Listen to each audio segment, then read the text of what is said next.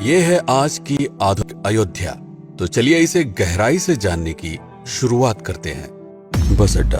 राम मंदिर से 7 किलोमीटर की दूरी पर 14 बीघा जमीन पर 219 करोड़ की लागत से लखनऊ हाईवे पर नया बस अड्डा बनकर तैयार है। Railway station. मंदिर से 1 किलोमीटर की दूरी पर 240 करोड़ रुपए में नया रेलवे स्टेशन डिजाइन किया गया है। भविष्य में अयोध्या से दिल्ली, मुंबई, चेन्नई, बेंगलोर, पुणे, कोलकाता, नागपुर, लखनऊ और जम्मू जैसे शहरों के लिए विशेष रेलगाड़ियां चलाई जाएंगी।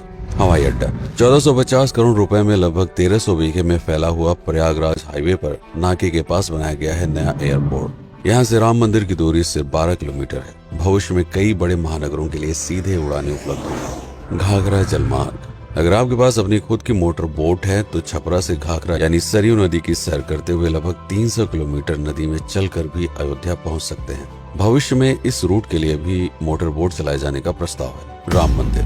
अयोध्या के राम मंदिर की कुल कीमत है 1800 करोड़। पूरी तरह बन जाने के बाद अयोध्या का मुख्य आकर्षण होगा। राजस्थान के मशहूर मकराना के पत्थरों से आकार लेते इस मंदिर की अनुमानित उम्र होगी लगभग 1000 साल। 22 जनवरी को पहली मंजिल का उद्घाटन होगा, जिसमें राम की बाल्यावस्था की मूर्ति रखी जाएगी। बाकी की 2 मंजिलों का कार्य चलता रहेगा। खजुराहो के मंदिरों की नागर शैली के आधार पर इसे तराशा जा रहा है। मंदिर का कुल क्षेत्रफल 156 एकड़ या 251 बीघा है।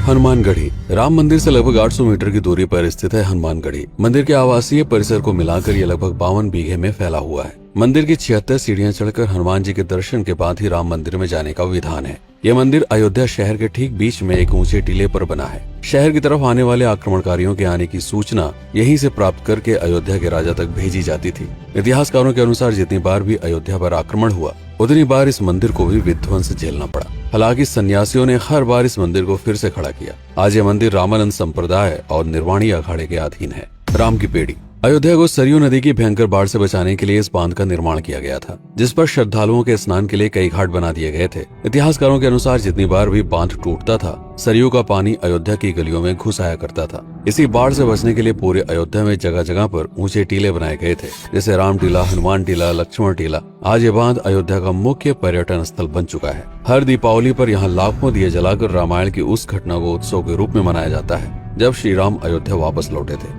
अयोध्या के कई बार उजड़ने के पीछे एक कारण इस नदी को भी माना जाता है। हालांकि इसी नदी की वजह से यहाँ पर गन्ने की खेती बड़े स्तर पर की जाती है।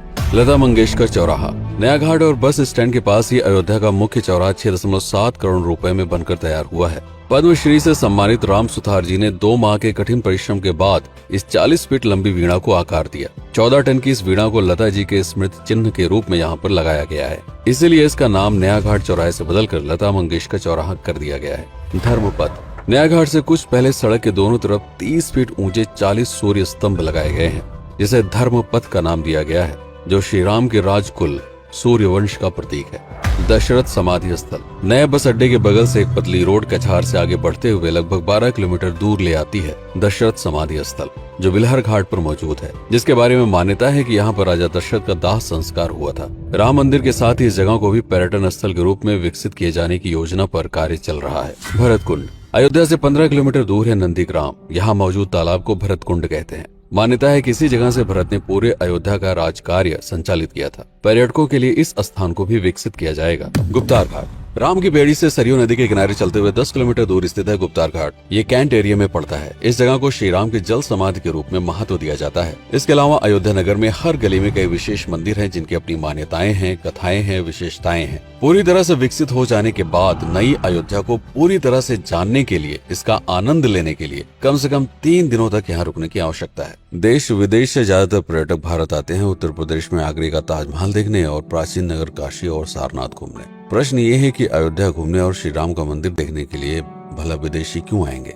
और इसका कारण है भारत में लिखी गई राम कथा की सबसे पहली और प्राचीन पुस्तक रामायण। भारत में रामायण के अलावा कंबोडिया में रीमकेर, थाईलैंड में रामकियन जो कि वहाँ की राष्ट्रीय पुस्तक है, इंडोनेशिया में ककनिक, नेपाल में भानुभक्त रामायण जैसी पुस्तकों में वाल्मीकि की रामकथा से प्रेरणा लेकर इसे अपने अपने देश की संस्कृत के हिसाब से फिर से लिखा गया है। पात्रों के नाम, कुछ नई घटनाओं के अलावा मूल रामकथा सभी में एक जैसी है। इसके अलावा भारत में ही रामकथा को लेकर संस्कृत में 7 संस्करण, हिंदी में 3 संस्करण, गुजराती में 47, उड़िया में 14, तेलुगु में 5, कन्नड़ में 4 और अन्य भाषाओं में लगभग 17 संस्करण मौजूद हैं। इसके अलावा लिखे गए नाटक, कविताएं आदि को भी अगर मिला दिया जाए तो इस दुनिया में 300 से अधिक तरह से राम कथाएं बार बार लिखी गई हैं। इन सभी राम कथाओं पर कई विशेषज्ञों ने समय समय पर अध्ययन किया और अपने विचार दिए। Father Camille Bulcke, Hermann Jacobi, Wendy Doniger, Edward अल खरर, Alf Hiltebeitel, Paula Richman, Aubrey Menon, Ramesh Menon, Radha Vishwanath, Shantanu Gupta, Meenakshi Jain, Lala Sitaram, Swami Gyanananda Saraswati जैसे कई लोगों ने समय समय पर रामकथा को लेकर गहन शोध किया और इसमें छिपे हुए मूल कथा के साथ ही इसके इतिहास को समझने का प्रयास भी किया। रामकथा थी कौशल प्रदेश के द्वारा किष्किंधा और लंका पर विजय प्राप्त करने की पहली बार एक अखंड भारत के निर्माण की। रामायण महत्वपूर्ण इसलिए हो जाता है क्योंकि ये अखंड भारत युद्ध से अधिक व्यक्ति के आदर्शों, सूझबूझ, मित्रता जैसे गुणों से स्थापित हुआ। रामायण एक ऐसा डॉक्यूमेंट है जो ये समझाता है कि भारत पहली बार एक कैसे हुआ। इसलिए ये गाथा न तो कभी भुलाई जा सकती है और न ही कभी मिटाई जा सकती है। और आज की अयोध्या उसे अखंड भारत का एक प्रतीक है, अपनी संपन्नता के कारण जिसने समय समय पर बाहरी आक्रमणकारियों का भी सामना किया। अयोध्या की इसी संपन्नता ने यहाँ पर मुगलों को भी आकर्षित किया। महात्मा बुद्ध भी यहाँ पर रुके, सिखों के गुरु साहब भी आए और जैन धर्म के तीर्थंकर भी। सिर्फ आए ही नहीं बल्कि उनके अनुयायी यहीं पर बसते चले गए। अयोध्या कितनी बार बसी, कितनी बार उजड़ी, इसके बारे में बहुत अधिक प्रमाण उपलब्ध नहीं है। सूर्यवंश के पतन के साथ ही अयोध्या का भी पतन होता रहा। बीच में कई सौ सालों तक अयोध्या मानो विलुप्त सी हो गई। इसका कारण क्या था, इसका कोई प्रमाण नहीं है। अयोध्या को फिर से खोजकर उसे स्थापित करने में बार बार राजा विक्रमादित्य का नाम आता है, लेकिन विक्रमादित्य एक उपाधि है जिसे कई राजाओं को दिया गया था। तो ये कहना मुश्किल है कि किस कालखंड के कौन से राजा ने ये कार्य किया। कुछ विशेषज्ञों का मत है कि यह काम उज्जैन के राजा विक्रमादित्य ने किया होगा। नंदवंश, मौर्य वंश, शुंग वंश, गुप्त वंश आदि के साम्राज्य में भी अयोध्या का वर्णन प्राप्त होता है। सबसे बड़ा विध्वंस हुआ 1527 के आसपास बाबर के कार्यकाल में, जब राम मंदिर को ध्वस्त कर बाबरी मस्जिद स्थापित की गई। सन 1722 में बंगाल के नवाब अली वर्दी खान ने व्यापार के नजरिए से राम मंदिर से कुछ किलोमीटर की दूरी पर एक नया शहर बसाने की शुरुआत की। 1730 में अवध के पहले नवाब सादत अली खान ने इसका नामकरण किया फैजाबाद। इन्हीं के उत्तराधिकारी सुजाउद्दौला ने इसे अवध की राजधानी बनाई। 1775 में अवध के चौथे नवाब असफुद्दौला ने फैजाबाद की जगह लखनऊ को अवध की राजधानी घोषित की। रावण अहंकार का प्रतीक और श्री राम विनम्रता के सूचक। सत्ता में आने के बाद हर व्यक्ति को यह बात हमेशा ध्यान में रखनी चाहिए, सिर्फ रंग रोगन और पत्थर लगवाने से राम राज्य नहीं आएगा, बल्कि जिस दिन स्कूल, अस्पताल और सरकारी संस्थानों से भ्रष्टाचार खत्म होगा, लोगों का मुफ्त इलाज और अपनी भाषा में उच्च शिक्षा उपलब्ध होगी, उस दिन भारत उस पायदान पर खड़ा होगा जहां कभी हम हुआ करते थे। रामायण अहंकार पर विनम्रता की विजय है। अयोध्या को अगर पर्यटन स्थल का केंद्र बनाना है तो इस आधार पर बसाना होगा, राम राज्य लाना होगा, राजनीति नहीं। यदि इस वीडियो में कोई त्रुटि हुई हो तो उसके लिए क्षमा करें। वीडियो पर समय बिताने के लिए आपका बहुत बहुत धन्यवाद। मैं हूं पीके सिंह और आप देख रहे हैं प्रतापगढ़ हब। जय श्री राम, जय अवध, जय भारत।